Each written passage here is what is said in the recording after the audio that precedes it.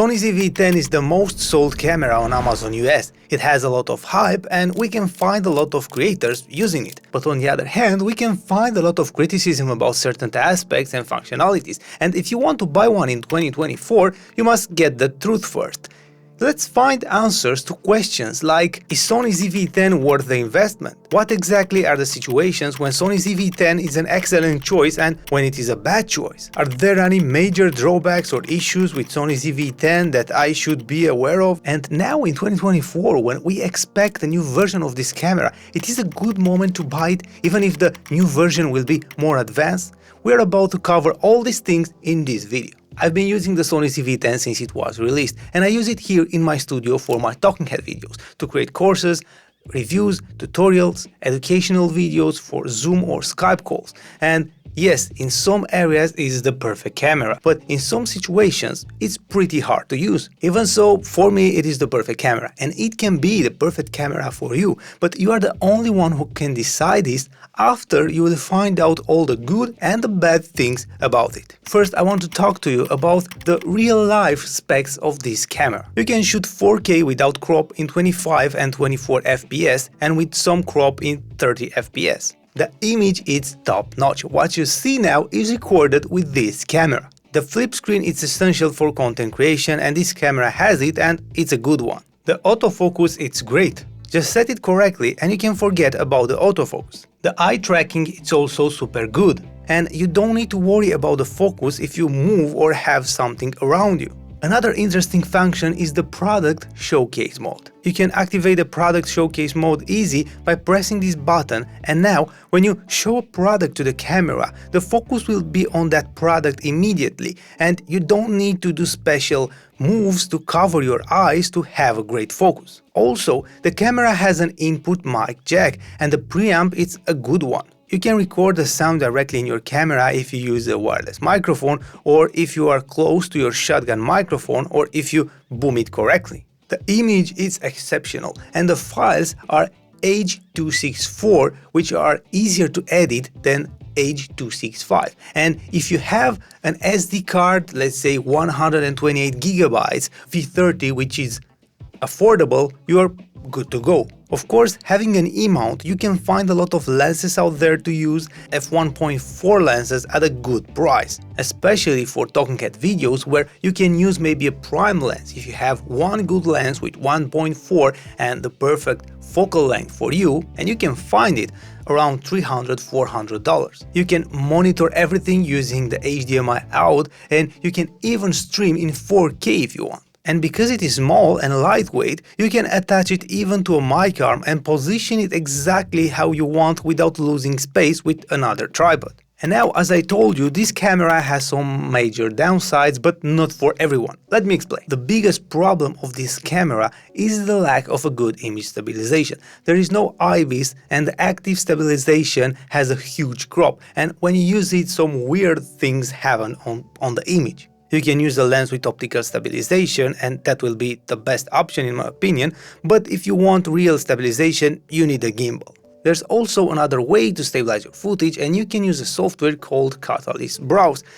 But I personally don't like it because it takes more time and at the end you will still have a big crop on your image. For me, the lack of image stabilization is not a problem at all because I use my camera here in the studio to shoot my talking head videos, and I have my camera always on a tripod. And if I go somewhere and I need to shoot outside, I will have with me a small tripod and search for a place to put the camera down and talk to the camera. I don't walk and talk on the street. I don't do this kind of footage. So for me, this is not a problem. But the next problem with this camera is the rolling shutter. If you move your camera fast, the image will become jelly and wobbly. If you don't shoot fast pannings or if you don't shoot fast moving things, you are okay. But if you do that kind of shots, sometimes it can be problematic. I don't do that kind of things. My camera is on a tripod and I shoot videos like this one, so for me it is super okay. Think about this, just keep in mind this aspect.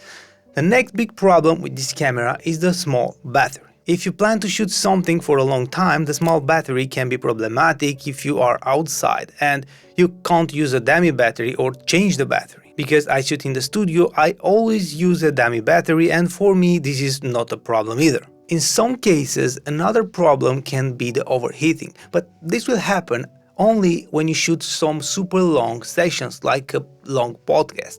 If you use the camera to shoot a podcast and charge it using the USB Type-C in the same time, this will drive to overheating pretty fast.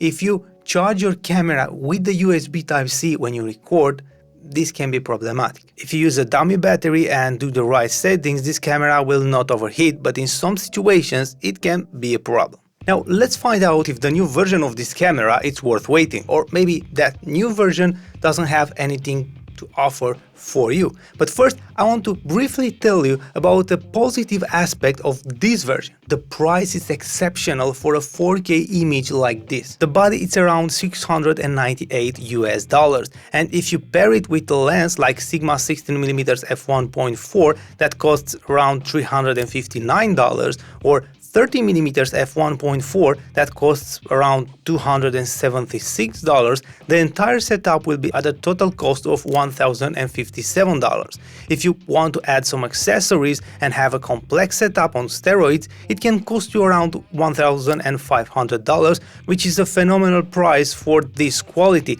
and in my opinion it's impossible to beat right now. I almost forgot, for every equipment that I just showed you in this video, you will find an affiliate link in the description down below. If you use it, you're not going to pay anything extra, but I will earn a small commission, and this will help me to keep sponsors away from this channel. Thank you. But let's see if you should wait for the new rumored version, the Sony ZV-E10 Mark II, or whatever the name will be. There are some rumors for the moment that the newer version will have 10 bits footage. The difference between 8 bits and 10 bits is big, and if you plan to shoot things that require 10 bits and high dynamic range, that will be perfect for you. If you shoot like me, a talking head video or educational videos or Zoom calls or things like this in the studio where you have controlled lights like me, for sure you don't need it. But if you shoot something that requires that, that can be a huge step. Also, rumors say that the new version will have 4K 120 FPS, which is great for slow motion.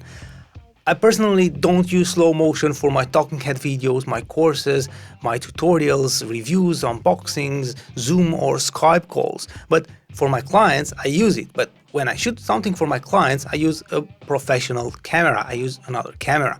I use this camera for talking head videos. So for this, I don't need that. I never used slow motion for my talking head videos.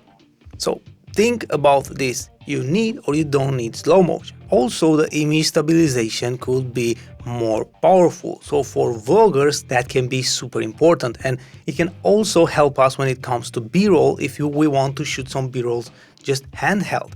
This will help us a lot. So we need to wait and see what's happening. But if you shoot things like me, if you do talking head videos and have your camera on the tripod, shoot in the studio, these differences are not that big for us. Now you can truly see the whole picture, and the decision it's in your hands because you know now all the ups and downs of this camera, but the decision it's in your hands because you really know what you need. But be careful, because you can choose the most advanced camera and have all the great features and still produce low quality talking head videos, because you need to pay attention to other crucial steps in the production process. I have a dedicated video where I show you exactly what is the next step and what to do to dramatically improve your talking head videos. Watch it and let's create something awesome.